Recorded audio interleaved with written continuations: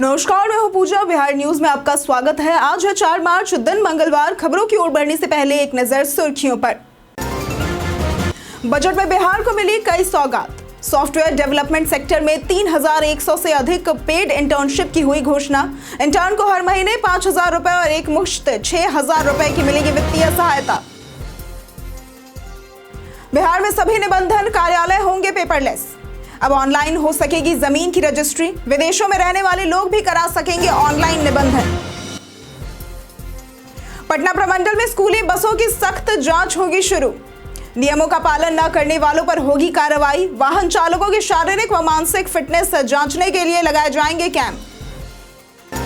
बिहार राज्य खेल प्राधिकरण द्वारा क्विज प्रतियोगिता का होगा आयोजन। 15 मार्च तक ऑनलाइन कर सकते हैं आवेदन। जीतने वाले विजेताओं को किया जाएगा सम्मानित।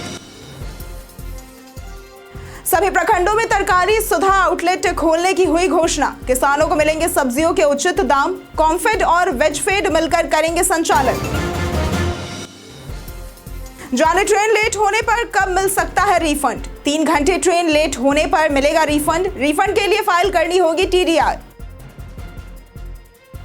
आज सेमीफाइनल में होगा भारत का ऑस्ट्रेलिया से मुकाबला। ICC टूर्नामेंट में भारत के खिलाफ ऑस्ट्रेलिया का रिकॉर्ड है मजबूत। भारत के पास ऑस्ट्रेलिया से 2023 में मिली हार का बदला लेने का मौका। चलिए अब बढ़ते हैं अब तक की 25 बड़ी खबरों की ओर विस्तार से। इंडिया पोस्ट बैंक ने निकाली CBO के पदों पर भर्ती।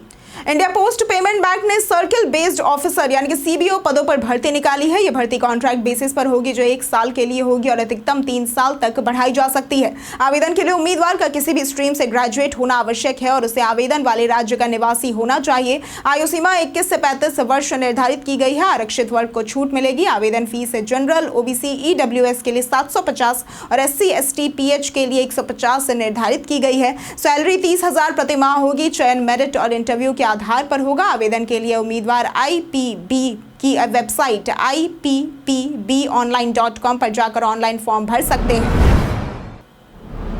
बजट में बिहार को मिली कई सौगात।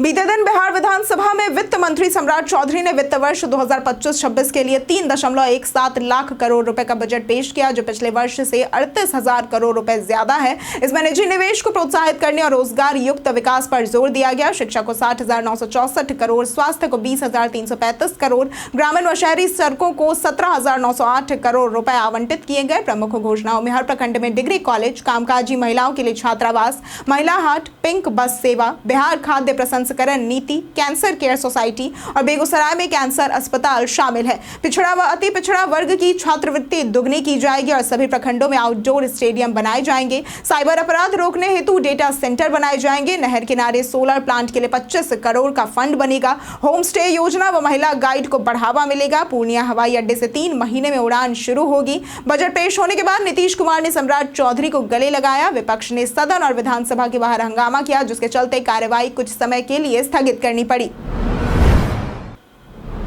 आज सेमीफाइनल में होगा भारत का ऑस्ट्रेलिया से मुकाबला। चैंपियंस ट्रॉफी 2025 के सेमीफाइनल में भारत का सामना ऑस्ट्रेलिया से होगा, जो एक कठिन चुनौती साबित हो सकता है। भारत ने ग्रुप चरण में बांग्लादेश, पाकिस्तान और न्यूजीलैंड को हराकर शीर्ष स्थान हासिल किया है। हालांकि ऑस्ट्रेलिया का ICC टूर्नामेंट में भारत के खिलाफ रिकॉर्ड मजबूत है और ट्रेविस हेड भारत के लिए सबसे बड़ा खतरा हो सकते हैं। भारत को उनकी आक्रामक बल्लेबाजी रोकने के लिए विशेष रणनीति बनानी होगी। यह मुकाबला रोमांचक होने की उम्मीद है, जहां भारत की स्पिन गेंदबाजी और संयम जीत में अहम भूमिका निभा सकते हैं। मैच का प्रसारण स्टार स्पोर्ट्स और जियो हॉटस्टार पर होगा, जो भारतीय समयानुसार दोपहर 2:30 बजे शुरू होगा। आपके अनुसार आज के इंडिया वर्सेस ऑस्ट्रेलिया मुकाबले में किसका पलड़ा भारी रहेगा? बिहार राज्य खेल क्विज प्रतियोगिता के लिए 15 मार्च तक करे आवेदन।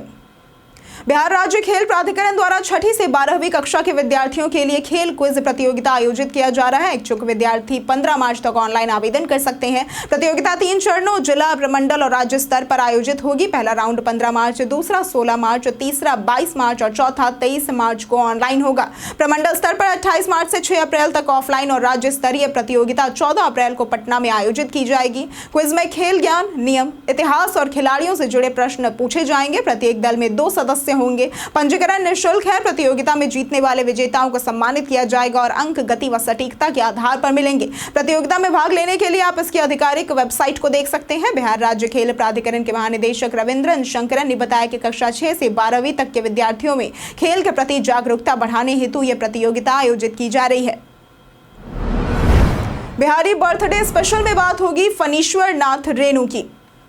फणीश्वर नाथ रेणु आधुनिक हिंदी साहित्य के प्रमुख लेखकों में से एक है। उनका जन्म बिहार के औराही हिंगना गांव में हुआ। वे आंचलिक उपन्यास शैली के प्रवर्तक माने जाते हैं और उनकी कृति मैला आंचल को प्रेमचंद के गोदान के बाद सबसे महत्वपूर्ण हिंदी उपन्यास माना जाता है। उनके पिता स्वतंत्रता संग्राम से जुड़े थे, जिससे उनका झुकाव सामाजिक सरोकारों की ओर हुआ। रेणु ने ग्रामीण भारत की आवाज को मुख्य धारा में लाने का कार्य किया। उनकी प्रसिद्ध लघु कहानी मारे गए गुलफाम पर तीसरी कसम फिल्म बनी और पंचलाइट पर भी फिल्म व टीवी नाट्य रूपांतरण हुए। वे बंगाली साहित्यकार सतीनाथ भादुड़ी से भी प्रेरित थे। HSRP गुम होने पर अब FIR होगा अनिवार्य। परिवहन विभाग ने हाई सिक्योरिटी नंबर प्लेट यानी कि HSRP चोरी, गुम या फिर क्षतिग्रस्त होने पर FIR दर्ज कराना अनिवार्य किया है। FIR की कॉपी वाहन 4 पोर्टल पर अपलोड करने के बाद ही नया नंबर प्लेट जारी होगा। यह नियम डुप्लीकेट नंबर प्लेट के दुरुपयोग और वाहन चोरी पर नियंत्रण के लिए लागू किया गया है। HSRP में GPS आधारित चिप, लेजर मार्किंग और यूनिक कोड जैसे सुरक्षा फीचर्स होते हैं, जिससे वाहन ट्रैक करना आसान होगा। नई प्लेट के लिए वाहन मालिक को अधिकृत डीलर से संपर्क करना होगा। यह व्यवस्था सुरक्षा मजबूत करेगी और अवैध नंबर प्लेटों पर रोक लगाएगी, जिससे चोरी हुए वाहनों को जल्द पकड़ने में मदद मिलेगी। पटना प्रमंडल में स्कूली बसों की सख्त जांच होगी शुरू। पटना प्रमंडल के सभी 6 जिलों में स्कूली वाहनों की जांच होगी।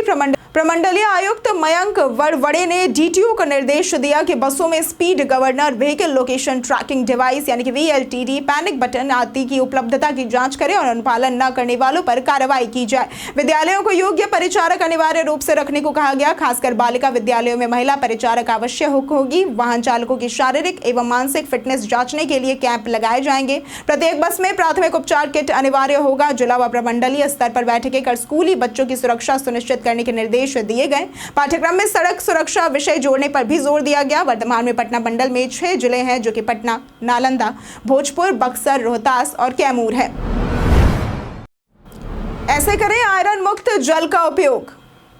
प्रदेश में कई जगहों पर आयरन युक्त पानी देखने को मिल रही है, जो स्वास्थ्य के लिए काफी ज्यादा हानिकारक है। इससे बचाव के लिए आप कुछ जरूरी कदम उठा सकते हैं, जैसे कि अगर आपके इलाके में भी आयरन युक्त पानी मिलता है तो आयरन युक्त पानी को 12 से 14 घंटे के लिए छोड़ दिया जाए और बाद में उसका उपयोग छान कर किया जाए तो आयरन की मात्रा को कम किया जा सकता है। इसके अलावा आसपास के कम आयरन वाले स्रोतों का उपयोग घर के कामों में किया जा सकता है। नल का जल तय मानकों के अनुरूप है। इसका उपयोग पीने, खाना बनाने एवं नहाने के लिए किया जा सकता है। IBRD के तत्वाधान में लोक स्वास्थ्य अभियंत्रण विभाग द्वारा यह जानकारी साझा की गई है। जाने ट्रेन लेट होने पर कब मिलेगा रिफंड। भारतीय रेलवे दुनिया की चौथी सबसे बड़ी रेल व्यवस्था है, जिसे रोजाना 2.5 करोड़ से ज्यादा यात्री सफर करते हैं। ट्रेन में रिजर्व्ड और अनरिजर्व्ड कोच में यात्रा की जा सकती है, लेकिन अधिकतर यात्री रिजर्व्ड कोच को ही प्राथमिकता देते हैं। कई बार ट्रेन लेट होने पर यात्रियों को टिकट कैंसिल भी करनी पड़ती है। भारतीय रेलवे के नियमों के अनुसार यदि ट्रेन 3 घंटे या उससे अधिक लेट होती है तो रिफंड मिलता है, लेकिन कुछ शर्तें लागू होती हैं। तत्काल टिकट कंफर्म होने पर रिफंड नहीं मिलता है। रिफंड के लिए TDR फाइल करनी होती है, जिसे IRCTC वेबसाइट या फिर ऐप से किया जा सकता है। आमतौर पर 5 से 7 दिनों में रिफंड मिल जाता है, लेकिन अधिकतम 90 दिन भी लग सकते हैं। बिहार के इस जिले में 5 मार्च को होगा रोजगार मेले का आयोजन। समस्तीपुर में 5 मार्च 2025 को जिला नियोजनालय द्वारा दलसिंह सराय में रोजगार मेले का आयोजन किया जाएगा। यह मेला सुबह 10:30 बजे से दोपहर 2 बजे तक चलेगा। इसमें स्वतंत्र मिक्रोफिन प्राइवेट लिमिटेड फील्ड अफसर के पद पर भर्ती करेगा। 18 से 30 वर्ष के मैट्रिक से स्नातक अभ्यर्थी आवेदन कर सकते हैं। चयनित उम्मीदवारों को 11,800 रुपए मासिक वेतन मिलेगा और उन्हें दरभंगा, मुजफ्फरपुर व वैशाली में पदस्थापित किया जाएगा। इच्छुक अभ्यर्थियों को NCS पोर्टल पर पंजीकरण कराना होगा और बायोडेटा, आधार, पैन कार्ड व शैक्षणिक प्रमाण पत्र के साथ फॉर्मल ड्रेस में आना अनिवार्य है। बिहार में सभी निबंधन कार्यालय होंगे पेपरलेस। बिहार के डिप्टी सीएम सह वित्त मंत्री सम्राट चौधरी ने 2025 से 26 का बजट पेश करते हुए राज्य के सभी निबंधन कार्यालयों को पेपरलेस बनाने की घोषणा की। इससे जमीन की रजिस्ट्री ऑनलाइन हो सकेगी, जिससे कागजी कार्यवाही में राहत मिलेगी और गो ग्रीन पहल को बढ़ावा मिलेगा। विदेशों में रहने वाले लोग भी ऑनलाइन निबंधन करा सकेंगे। सरकार ने डिजिटल इंफ्रास्ट्रक्चर को मजबूत करने के लिए स्टेट डेटा सेंटर 2.0 की कंप्यूटिंग और स्टोरेज क्षमता बढ़ाने की भी घोषणा की। इस पहल के तहत 500 से अधिक सरकारी वेबसाइट और एप्लीकेशन होस्ट की जाएंगी। साथ ही डिजास्टर रिकवरी परियोजना लागू होगी, जिससे साइबर हमले या फिर आपदा के दौरान सरकारी कामकाज बाधित न हो। राज्य में 2029 एम्बुलेंस संचालित करने की योजना पर काम शुरू। स्वास्थ्य मंत्री मंगल पांडे ने विधानसभा में बताया कि वर्तमान में बिहार में 1400 एम्बुलेंस संचालित है, जिन्हें बढ़ाकर 2029 करने की योजना पर काम हो रहा है। विजय खेमका समेत 6 विधायकों ने एम्बुलेंस की कमी का मुद्दा उठाते हुए निजी एम्बुलेंस को आपातकालीन सेवा में शामिल करने की मांग की। उन्होंने कहा कि इससे दुर्घटनाग्रस्त व्यक्तियों तक एम्बुलेंस शीघ्र पहुंच सकेगी। मंत्री ने बताया कि बिहार में विश्व स्वास्थ्य संगठन के मानकों से अधिक एम्बुलेंस है, फिर भी सरकार इनकी संख्या बढ़ा रही है। वर्तमान में 838 बेसिक लाइफ सेविंग और 562 एडवांस लाइफ सेविंग एम्बुलेंस उपलब्ध है। सरकार इस सेवा को और मजबूत करने के लिए प्रयासरत है। गंगा पथ पर टोल मुक्त यात्रा सुविधा होगी शुरू। जेपी गंगा पथ 142 किलोमीटर लंबा होगा, जो मोकामा से कोइलवर पुल तक फैलेगा और पटना के 7 बड़े पुलों से जुड़ेगा। इस पर टोल टैक्स नहीं लगेगा और भारी वाहनों की अनुमति नहीं होगी। पटना हाट में बिहार के प्रमुख उत्पाद मिलेंगे। वहीं 387.4 करोड़ रुपए से दीघा सभ्यता द्वार क्षेत्र का सुंदरीकरण होगा। पश्चिमी पटना में 318.51 करोड़ से सड़क चौड़ीकरण और सौंदर्यीकरण होगा। मुख्यमंत्री नीतीश कुमार की 32 योजनाओं पर 10,871.68 करोड़ रुपए खर्च होंगे, जिससे 3 वर्षों में पटना का विकास तेजी से होगा। इस बुजुर्ग दंपति ने समाज के लिए खड़ी की मिसाल। समस्तीपुर के बेलारी वार्ड 14 में एक बुजुर्ग दंपति ने शादी के 7 वचनों को अंतिम समय तक निभाया। पति रामदेव सिंह जो पैरालाइज्ड थे, उनका निधन हुआ और मात्र 10 मिनट बाद पत्नी मुनेश्वरी देवी ने भी अपना दम तोड़ दिया। दोनों की एक साथ मौत प्रेम की मिसाल बनी। गांव वालों ने दंपति का अंतिम संस्कार एक ही चिता पर किया। उनके बेटे महेश कुमार सिंह ने बताया कि माता पिता की अर्थी एक साथ उठी, जिसे देखने भारी भीड़ उमड़ी। ग्रामीणों का आना जाना लगा रहा और घर पर कीर्तन का आयोजन किया गया। लोग इस दंपति की अटूट प्रेम कहानी की चर्चा कर रहे हैं, जिन्होंने जीवन के साथ साथ मृत्यु की यात्रा भी एक साथ पूरी की। सभी प्रखंडों में तरकारी सुधा आउटलेट खोलने की हुई घोषणा। बिहार सरकार ने सभी प्रखंडों में तरकारी सुधा आउटलेट खोलने की घोषणा की है, जिससे किसानों को सब्जियों के उचित दाम मिलेंगे और बर्बादी भी रुकेगी। कॉम्फेड और वेजफेड मिलकर इन्हें संचालित करेंगे। प्राथमिक सब्जी उत्पादक सहकारी समितियों यानी कि PVCS का गठन तेजी से हो रहा है। दलहन फसलों की खरीद NCCF और नेफेड द्वारा न्यूनतम समर्थन मूल्य पर होगी। चतुर्थ कृषि रोडमैप के तहत बिहार मिलेट मिशन और सेंटर ऑफ एक्सीलेंस स्थापित किए जाएंगे। मखाना, मशरूम और पारंपरिक बागवानी के विकास हेतु योजनाएं चल रही हैं। राज्य में प्याज, गेहूं, मक्का, मशरूम और शहद उत्पादन में उल्लेखनीय वृद्धि हुई है, जिससे बिहार कई क्षेत्रों में अग्रणी बना हुआ है। दाखिल खारिज में लापरवाही पर रुका बेहटा CO का वेतन। जिलाधिकारी डॉक्टर चंद्रशेखर सिंह ने दाखिल खारिज और परिमार्जन मामलों में शिथिलता पर कार्रवाई की। बेहटा, संपतचक, धनरुआ, बेलछी, पालीगंज और घोसवरी के अंचल अधिकारियों में स्पष्टीकरण मांगा गया, जबकि बेहटा CO का वेतन ही रोक दिया गया। उन्हें 31 मार्च तक सुधार का निर्देश मिला है, अन्यथा विभागीय कार्रवाई की जाएगी। मिशन जीरो एक्सपायर्ड के तहत 75 दिन से अधिक लंबित मामलों को 22 मार्च तक शून्य करने को कहा गया है। बेहटा में 3,448 मामले लंबित पाए गए हैं। ई-मापी मामलों में धीमी प्रगति पर संबंधित अमीनों से भी स्पष्टीकरण मांगा गया। जिलाधिकारी ने लापरवाही पर सख्त रुख अपनाते हुए कार्य में तेजी लाने का निर्देश दिया है। जानिए आज कैसा रहेगा बिहार के मौसम का मिजाज। अगले 48 घंटों के दौरान राज्य के तापमान में कोई भी विशेष परिवर्तन होने की संभावना नहीं है, लेकिन उसके बाद कई भागों में 2 से 3 डिग्री गिरावट होने की आशंका जताई गई है। प्रदेश का मौसम शुष्क बने रहने की संभावना है। राज्य के अधिकांश जिलों में अधिकतम तापमान 30 से 32 डिग्री रहने की संभावना है। तो वहीं अगर बात करें न्यूनतम तापमान की, तो कुछ जिलों में 14 से 16 डिग्री और अधिकांश जिलों में 16 से 18 डिग्री रहने की आशंका जताई गई है।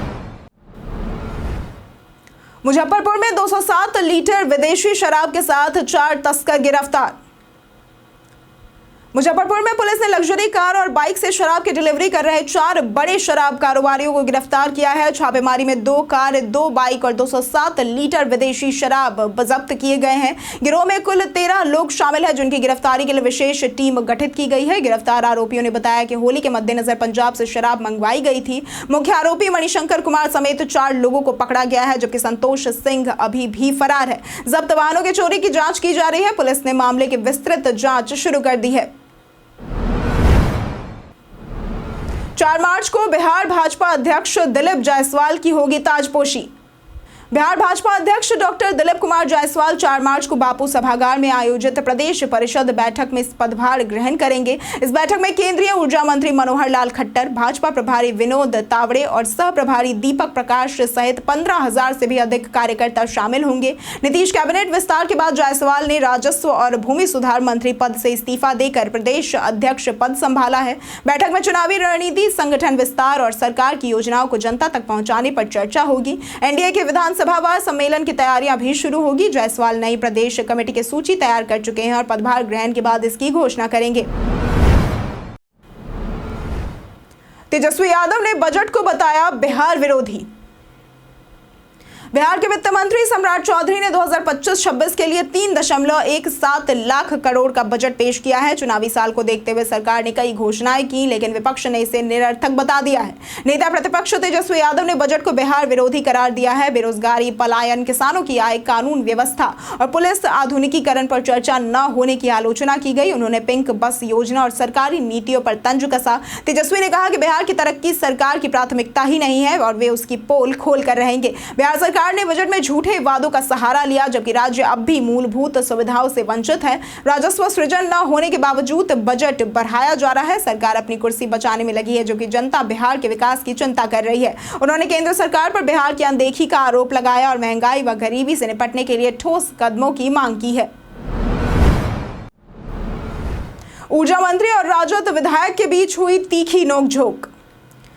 बिहार विधानसभा के बजट सत्र के दूसरे दिन विपक्ष ने सरकार को घेरने की कोशिश की। ऊर्जा मंत्री विजेंद्र यादव और राजद विधायक ललित यादव के बीच तीखी नोकझोंक हुई। मंत्री ने कहा कि ऑनलाइन उत्तर दिए जा चुके हैं, फिर अतिरिक्त प्रश्न क्यों पूछे जा रहे हैं। स्पीकर ने स्पष्ट किया कि सोमवार को विशेष छूट दी गई थी। मंत्री ने विपक्ष पर पलटवार करते हुए कहा कि वे उनका मुंह न खुलवाएं। भाजपा विधायक अरुण शंकर प्रसाद ने साइबर ठगी का मुद्दा उठाया, जिस पर मंत्री ने बताया कि ठगी के मामले थाईलैंड, मलेशिया जैसे देशों से आ रहे हैं और सरकार इस पर कार्रवाई कर रही है।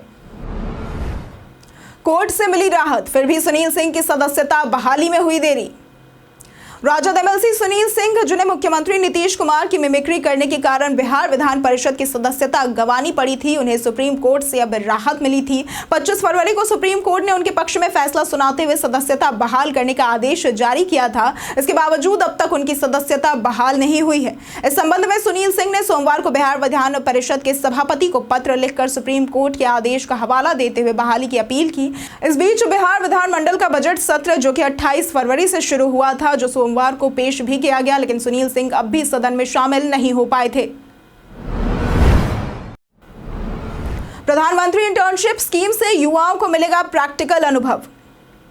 केंद्रीय कॉर्पोरेट कार्य मंत्रालय यानी कि एमसीए ने प्रधानमंत्री इंटर्नशिप यानी कि पीएमआई स्कीम के तहत आईटी और सॉफ्टवेयर डेवलपमेंट सेक्टर में 3,100 से अधिक पेड इंटर्नशिप की घोषणा की। इस योजना के तहत युवाओं को इंडस्ट्री में प्रैक्टिकल अनुभव मिलेगा। इंटर्न को हर महीने 5,000 रुपए और एक मुश्त 6,000 रुपए की वित्तीय सहायता मिलेगी। 12 महीने की इंटर्नशिप पूरी करने पर सर्टिफिकेट भी दिया जाएगा। बजट 2024-25 में शुरू की गई स्कीम के तहत 5 वर्षों में 1 करोड़ युवाओं को इंटर्नशिप मिलेगी। विभिन्न सेक्टर्स की 300 प्लस कंपनियां इसमें भाग ले रही हैं। पहले दौर में 6 लाख आवेदन मिले थे, अब दूसरे दौर में 730 जिलों में 1 लाख से अधिक इंटर्नशिप के अवसर दिए जा रहे हैं। कई कारणों से दर्ज है भारत के इतिहास में आज की तारीख। आज के दिन वर्ष 1931 में ब्रिटिश वायसराय और महात्मा गांधी में भेंट राजनीतिक कैदियों की रिहाई और नमक के सर्वजन उपयोग की छूट को लेकर मंत्रणा और इकरारनामे की घोषणा हुई थी। आज के दिन वर्ष 2008 में तेलंगाना राज्य के गठन में हो रही देरी से नाराज तेलंगाना राष्ट्र समिति के विधायकों ने आंध्र प्रदेश विधानमंडल की सदस्यता से इस्तीफा दिया था। आज के दिन 1921 में हिंदी भाषा के प्रसिद्ध साहित्यकार फणीश्वर नाथ रेणु का जन्म हुआ था। एंड्रॉयड यूजर्स को मिलेगा 8 साल तक अपडेट। गूगल ने क्वालकॉम के साथ साझेदारी की है, जिससे एंड्रॉइड यूजर्स को अब 8 साल तक ओएस अपडेट मिल सकेगा। वर्तमान में अधिकांश कंपनियां केवल 3 साल तक ही अपडेट देती है, जिससे पुराने डिवाइस नए फीचर से वंचित रह जाते हैं। 2023 में सैमसंग और गूगल ने 7 साल तक अपडेट देने की घोषणा की थी। क्वालकॉम ने अपने स्नैपड्रैगन 8 एलाइट प्रोसेसर वाले फोन के लिए 8 साल तक ओएस सपोर्ट देने का ऐलान किया है। हालांकि अंतिम निर्णय मैन्युफैक्चरर पर ही निर्भर होगा। जल्द ही स्नैपड्रैगन 7 सीरीज को भी इसमें शामिल किया जाएगा। इस पहल से OEMs को कम लागत में सपोर्ट मिलेगा। हालांकि पुराने स्नैपड्रैगन प्रोसेसर वाले डिवाइस को इसका लाभ नहीं मिल पाएगा, जिससे वे नए फीचर्स और सुरक्षा अपडेट से वंचित रह जाएंगे। हम प्रतिदिन आपसे 5 ऐसे जरूरी सवाल और उसके जवाब बताएंगे जो कि BPSC, बिहार पुलिस, दारोगा समेत SSC जैसे अन्य प्रतियोगी परीक्षाओं में काम आएंगे। सवाल इतिहास, बिहार स्पेशल, विज्ञान, करंट अफेयर्स और भूगोल से रहेंगे। पूछे गए 5 सवालों में आपने कितना सही उत्तर दिया, यह हमें कॉमेंट करके जरूर बताएं। हमारा पहला सवाल है, बिहार में साक्षरता अभियान कब प्रारंभ हुआ था? A 1937, B 1912, C 1935 या फिर D 1921? इसका सही जवाब है A 1937। हमारा दूसरा सवाल है, वर्ष 2019 के लोकसभा चुनाव में बिहार में सर्वाधिक सीटें जीतने वाली पार्टी कौन सी है?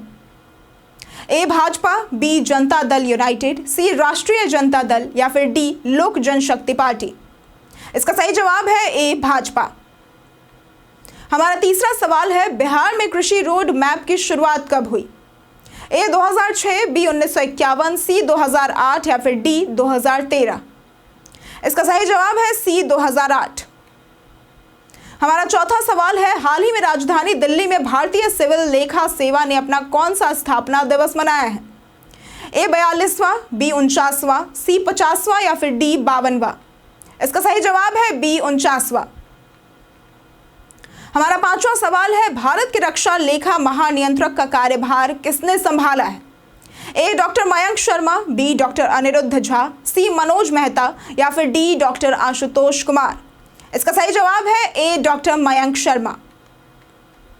बीते दिन हमारे द्वारा पूछे गए सवाल का जवाब आप लोगों में से बहुत लोगों ने हमारे कमेंट सेक्शन में लिख कर दिया है। जिन्होंने हमारे द्वारा पूछे गए सवाल का जवाब दिया है उनके नाम है मोतीलाल कुमार, प्रदीप पांडे, कुंदन राज, आलोक प्रियदर्शी, शिव शक्ति, मोहन चौधरी, ओमकार सिंह, राजकिशोर महतो, विकास कुमार, विनय कुमार, अंजू कुमारी, राजीव कुमार, दामोदर कुमार, चंदेश्वर कुमार, पल्लवी सिंह, महेश दास, कृष्णा प्रसाद, संतोष कुमार, अनामिका कुमारी, संजीव कुमार, नरेंद्र कुमार और रविरंजन कुमार। इसके साथ बढ़ते हैं आज के सवाल की ओर। आज का सवाल है, बीते दिन पेश किए गए बिहार बजट पर आपकी क्या राय है? आप अपना जवाब हमें हमारे कमेंट सेक्शन में लिखकर जरूर बताएं। आज के लिए सिर्फ इतना ही। बिहार की तमाम खबरों के साथ बने रहने के लिए देखते रहें बिहारी न्यूज़। और साथ ही अगर आप यूट्यूब चैनल पर देख रहे हैं तो चैनल को सब्सक्राइब करें और अगर आप फेसबुक पेज पर देख रहे हैं तो लाइक और फॉलो जरूर करें।